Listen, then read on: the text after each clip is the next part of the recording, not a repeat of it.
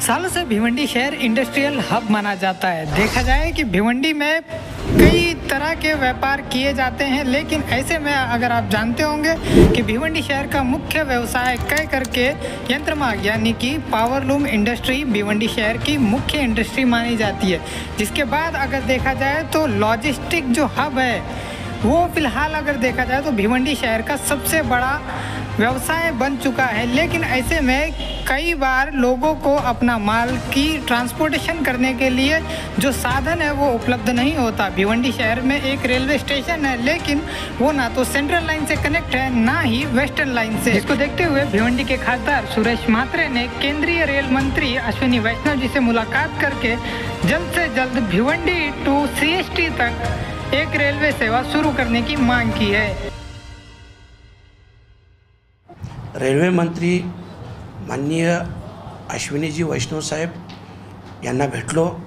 प्रत्यक्ष मुरबाड रेल्वे संदर्भात जो काही लँड ॲक्वायरसाठी 1500 करोडची रिक्वायरमेंट आहे आणि त्या बाबतीत रेल्वे मंत्रालयाकडून ऑलरेडी संपूर्ण प्रोजेक्टसाठी 862 करोड रुपये हे मंजूर झाले होते आणि त्याच्यातून 200 करोडच्या वर 214 करोडच्या आसपास काहीतरी लँड ॲक्वायरसाठी झाले होते।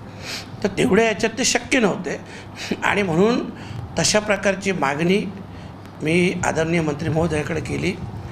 दुसरा विषय होता जो वसई मार्गे वसई भिवंडी दिवा मार्गे जी ट्रेन येतो ती ट्रेन जर CSTपर्यंत गेली तर भिवंडी म्हणजे आज जे भिवंडी आहे हे आपल्याला माहीत आहे सगळ्यांना की सगळ्यात मोठं महाराष्ट्रातील वेअरहाऊसचं डेव्हलपमेंट हब म्हणून भिवंडी आहे आणि भविष्यात भिवंडीचं रेल्वे स्टेशन हे खूप गजबजलेलं असणार आहे आणि सतत इथल्या लोकांची ठाणा मुंबईशी याचा वर्दळ वाढणार आहे आणि म्हणून त्या संदर्भात देखील मंत्री महोदयांशी चर्चा केली।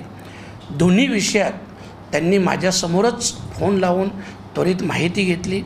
15 दिवसात मला लेखी माहिती देण्याचं मान्य केलं आणि दुसरी गोष्ट पुन्हा मला 15 दिवसात त्यांनी सांगितलं का तुम्ही या जी भिवंडीवरून CSTसाठी मेमू करायची आहे ती प्राधान्याने पॉझिटिव्हली लवकरात लवकर करू अशा प्रकारचं आश्वासन त्यांनी मला दिलं।